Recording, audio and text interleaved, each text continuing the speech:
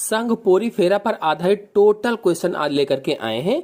पिछले वीडियो में संघ पोरीफेरा पर फुल लेक्चर मैंने दिया था, चित्र सहित समझाया था अच्छी तरह से। आज के वीडियो में उसी लेक्चर पर आधारित टोटल एमसीक्यू करवाएंगे। तो चलिए पहला क्वेश्चन लेते हैं। वीनस फूलों की टोकरी किसका साधारण नाम है? 4 ऑप्शन दिए गए हैं और पूछा गया है वीनस फ्लावर बास्केट किसका साधारण नाम है?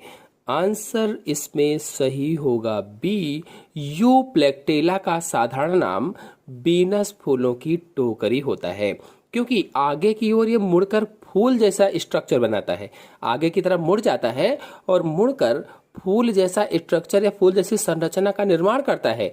इसीलिए इसे वीनस फ्लावर बास्केट भी कहा जाता है। और इसका सूखा कंकाल सजावट के काम आता है। जब सूख जाता है तो इसके कंकाल को सजावट के लिए यूज किया जाता है। और जापानी लोग इसे शादी के समय उपहार में देते हैं। जापान में जब शादियां होती हैं तो जापानी लोग शादी के समय उपहार में देते हैं। और इसका मतलब ये होता है कि नवयुगल मृत्यु के बाद कब्र में भी एक साथ रहें। फिर नेक्स्ट क्वेश्चन है, स्पंजों का लक्षण है। स्पंजों का लक्षण क्या होता है? तो सभी लोग जानते होंगे, सी वाला इसमें ऑप्शन सही होगा। छिद्र युक्त शरीर, यानी बॉडी पोरस होती है। पोरस यानी बहुत से पोर पाए जाते हैं, छिद्र पाए जाते हैं इनके शरीर में।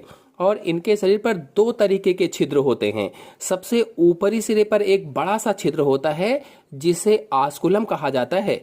और पूरे शरीर की सतह पर छोटे छोटे से छिद्र पाए जाते हैं जिन्हें आस्टिया कहा जाता है।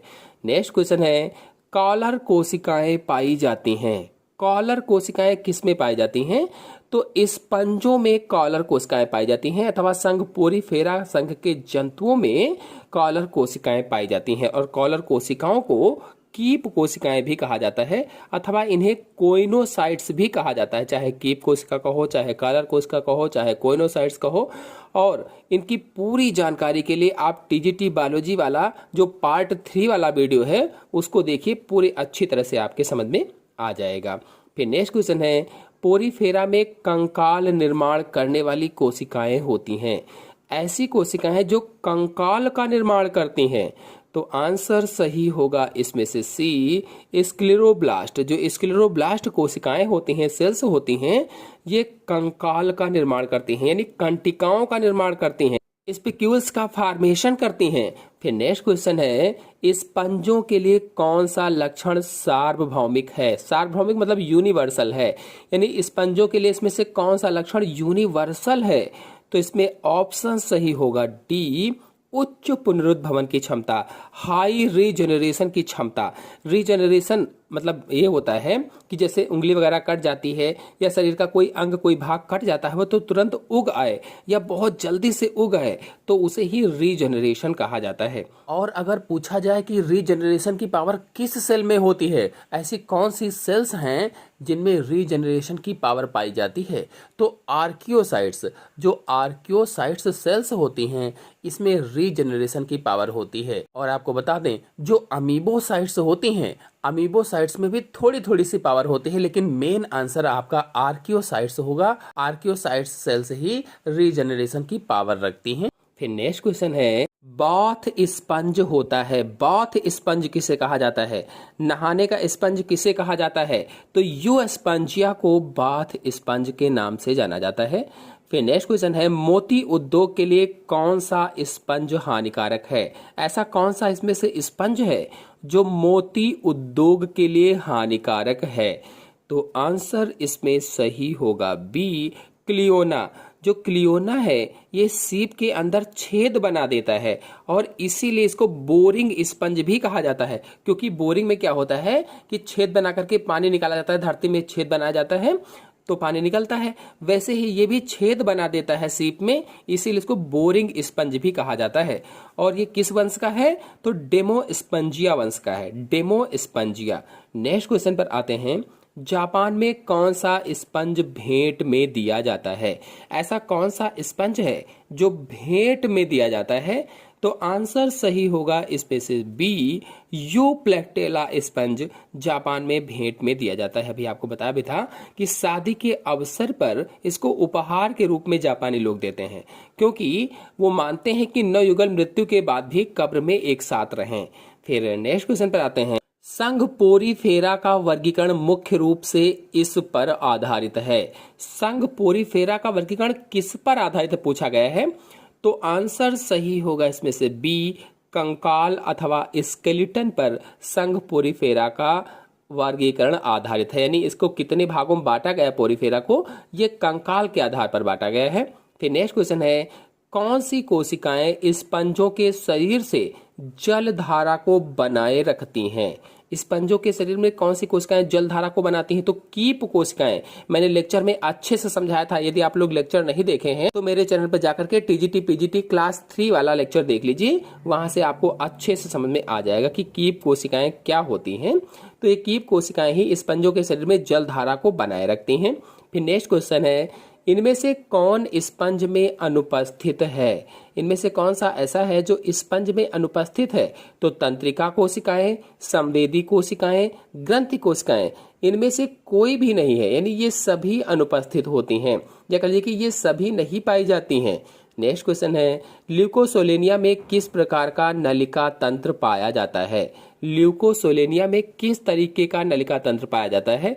तो एस्कान प्रकार का नलिका तंत्र पाया जाता है, या एस्कान टाइप कैनाल सिस्टम पाया जाता है, या नाल तंत्र पाया जाता है। नेक्स्ट क्वेश्चन है, एस्कान नाल प्रणाली पाई जाती है किसमें? एस्कान नाल प्रणाली पाई जाती है। तो अभी क्वेश्चन आया था ल्यूकोसोलेनिया में एस्कान नाल प्रणाली पाई जाती है। तो इस तरह से घुमाकर एक ही प्रश्न को घुमाकर पूछा जाता है। तो एस्कान नाल प्रणाली ल्यूकोसोलेनिया में पाई जाती है। नाल प्रणाली यानी कैनाल सिस्टम की उपस्थिति स्पंजों का विशेष लक्षण होता है, पोरीफेरा का विशेष लक्षण होता है।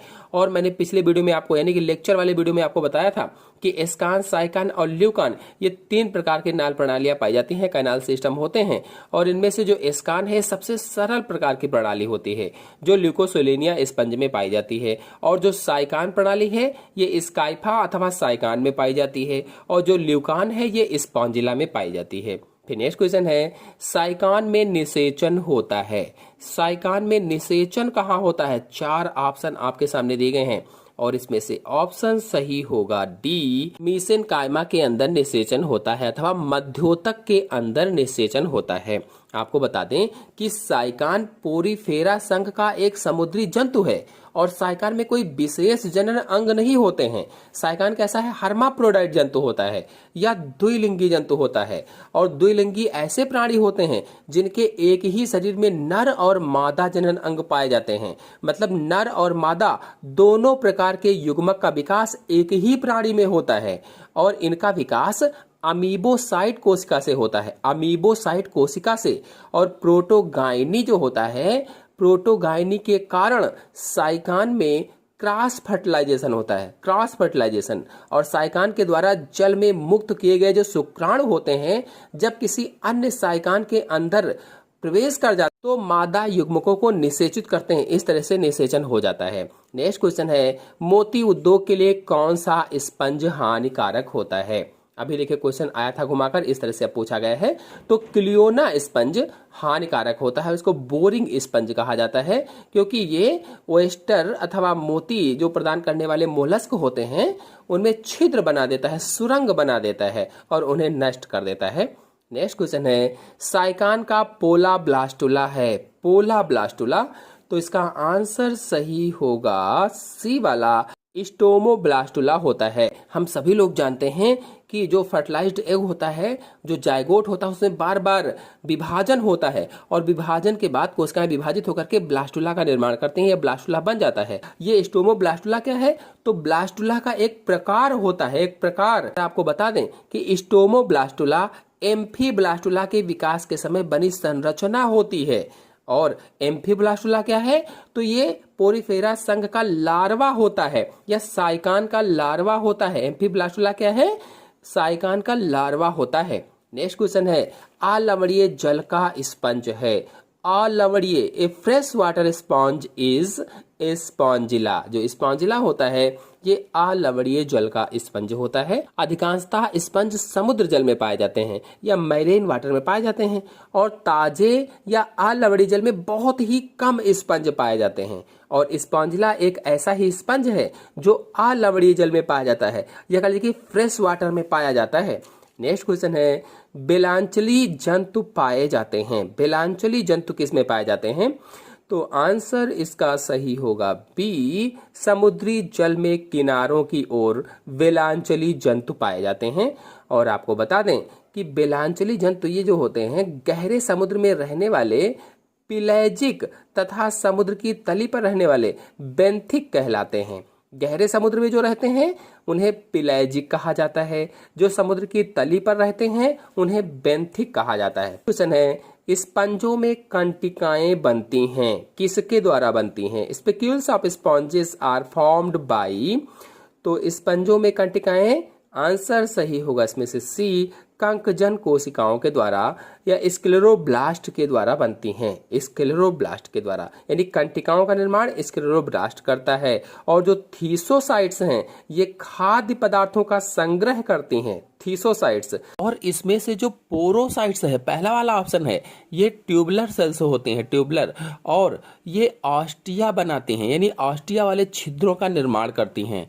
और जो पिनेकोसाइट्स हैं ये पिनेकोसाइट्स स्किन सेल्स होती हैं, स्किन सेल्स, यानी these cells are the skin cells of sponges, या कह लीजिए कि pinacocytes are part of the epithelium sponges, यानी उसके स्किन का निर्माण करती हैं, उसकी त्वचा का निर्माण करती हैं। जो ट्रोफोसाइट्स हैं ये भोजन प्रदान करती हैं, भोजन। और जो क्रोमोसाइट्स हैं ये उत्सर्जी पदार्थ तथा रंगा पदार्थ प्रदान करती हैं। नेक्स्ट क्वेश्चन है, ल्यूकोसोलेनिया के देहभित्ति में उपस्थित मुख्य प्रकार की कोशिकाएं हैं। ल्यूकोसोलेनिया जो होती है इसमें कौन से मुख्य प्रकार की कोशिकाएं पाई जाती हैं? तो आंसर इसमें सही होगा पहला, पिनेकोसाइट्स, पोरोसाइट्स, कोइनोसाइट्स और अमीबोसाइट्स, ये मुख्य प्रकार की कोशिकाएं होती हैं जो ल्यूकोसोलेनिया में पाई जाती हैं। और ल्यूकोसोलेनिया क्या है?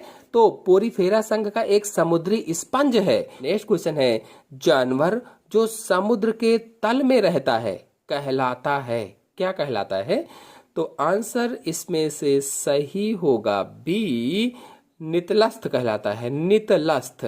तो नितलस्थ मतलब समुद्र के तल पर रहने वाले जंतु, और बहते हुए ताजे जल में रहने वाले जंतुओं को सरित जीवी कहा जाता है। और स्थिर जलाशयों में रहने वाले जंतुओं को सरोजीवी कहा जाता है। और समुद्री जल में स्वतंत्र रूप से रहने वाले जीवों को अनबुद्धि यानी पैलेजिक होता है। तो इस प्रकार से बेंथिक यानी नितलस्थ समुद्र के तल पर रहने वाले जंतु होते हैं। लौटिक यानी सरत जीवी मतलब बहते हुए जल में रहने वाले जंतु होते हैं। लेंटिक, लेंटिक का मतलब होता है स्थिर जलाशय में रहने वाले जंतु यानी सरोजीवी होते हैं। और पैलेजिक, पैलेजिक में अनबुद्धि यानी पैलेजिक होता है जो समुद्र के जल में स्वतंत्र रूप से रहने वाले जंतु होते हैं। नेक्स्ट क्वेश्चन है, जंतुओं के एबाइसल रूप पाए जाते हैं। जंतुओं के एबाइसल रूप तो गहरे समुद्र में पाए जाते हैं। अब आपके मन में प्रश्न होगा कि एबाइसल क्या है? तो एबाइसल का मतलब होता है रसातल। एबाइसल मतलब रसातल अथवा अथाह कह लो। कहने का मतलब ये है कि रसातल क्षेत्र समुद्र का जो पैलेजिक क्षेत्र है, पैलेजिक क्षेत्र की एक परत होती है। और इसमें जो एबिस है, एबाइसल में एबिस शब्द का अर्थ है अथाह। तो 4000 से 6000 मीटर की गहराई पर यह क्षेत्र हमेशा अंधकार में रहता है। 4000 से 6000 का मतलब है कि 13000 से 20000 फीट तक। इस प्रकार से हम कह सकते हैं कि महासागरों की गहराइयों में सागर तह का जो विस्तृत मैदानी क्षेत्र होता है उसे ही एबाइसल कहा जाता है या अतल मैदान कहा जाता है। नेक्स्ट क्वेश्चन है, बाथ स्पंज है तो यूस्पांजिया बाथ स्पंज के नाम से जाना जाता है, यानी यूस्पांजिया का साधारण नाम है बाथ स्पंज। और इसका कंकाल दृढ़ श्रृंगी स्पंजी तंतुओं का बना होता है, यानी हॉर्नी का बना होता है। और कंकाल का रंग उड़ाकर सुखा लिया जाता है और फिर उसे स्नान के कार्यों में लाया जाता है, स्नान के कार्यों में यूज किया जाता है। नेक्स्ट क्वेश्चन है, निम्न में से कौन सी प्रकार की कोशिकाएं स्पंज में भोजन संचय करती हैं?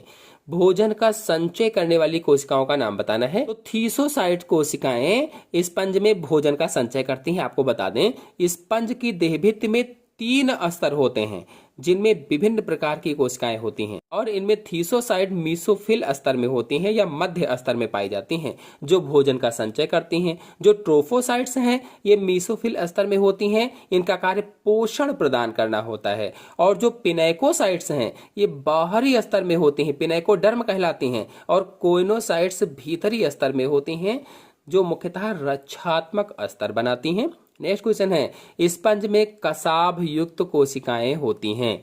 कसाभ युक्त कोशिकाएं कौन सी होती हैं? तो आंसर इसमें सही होगा बी, कोइनोसाइट्स कोशिकाएं कसाभ युक्त होती हैं। जो स्पंज होते हैं, स्पंज में कोइनोसाइट्स अथवा कॉलर कोशिकाएं इन्हें कहा जाता है या कीप कोशिकाएं कहा जाता है, ये कसाभ युक्त होती हैं या फ्लैजिलेटेड होती हैं। कसाभ युक्त मतलब फ्लैजिलेटेड होती हैं और ये कोशिकाएं स्पंज की देहभित्ति अथवा बॉडी वाल का सबसे भीतरी स्तर बनाती हैं, भीतर का स्तर।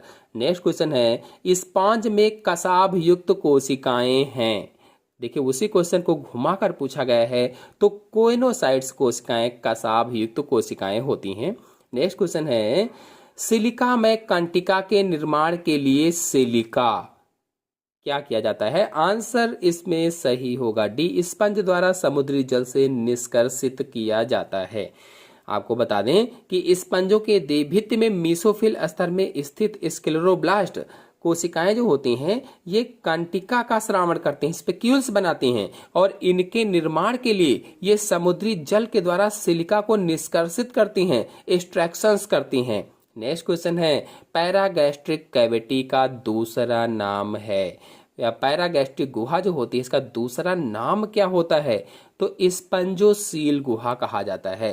Paragastric cavity is another name for क्या कहेंगे? स्पंजोसील कहेंगे, यानी स्पंज की केंद्रीय गुहा को ही स्पंजोसील कहते हैं और इसी को पैरागैस्ट्रिक गुहा भी कहा जाता है। नेक्स्ट क्वेश्चन है, समुद्री अखरोट किस संघ में आते हैं? Coelenterata, Ctenophora, sponge, Hemichordata. समुद्री स्पंज किस संघ में आते हैं? तो आंसर सही होगा टिनोफोरा के अंतर्गत समुद्री स्पंज आते हैं। आपको बता दें कि समुद्री अखरोट टिनोफोरा संघ के जंतुओं को कहा जाता है और इन्हें काम्ब, जेली या समुद्री अखरोट कहते हैं क्योंकि इनके शरीर पर 4 अनुदैर्ध्य या लॉन्गिट्यूडिनल प्लेट्स पाई जाती हैं, इसीलिए इन्हें समुद्री अखरोट कहा जाता है। आशा है आप सभी लोगों को सभी क्वेश्चन अच्छे से समझ में आ गए होंगे। समझ में आ गए हो तो वीडियो को लाइक और शेयर कीजिए। चैनल पर नए हैं तो चैनल को सब्सक्राइब कर लीजिए। धन्यवाद।